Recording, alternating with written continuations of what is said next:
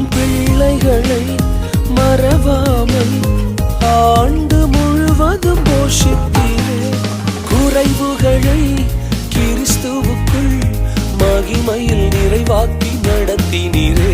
என் குறைவுகளை கிறிஸ்துவுக்குள் மகிமையில் நிறைவாக்கி நடத்தினீரே. அதற்கு நன்றி, உமக்கு நன்றி, முழு மனதுடன் சொல்கின்றோம். நன்றி, உமக்கு நன்றி, மன நிறைவுடன் சொல்கின்றோம். நன்றி, உமக்கு நன்றி, முழு மனதுடன் சொல்கின்றோம். நன்றி, உமக்கு நன்றி, மன நிறைவுடன் சொல்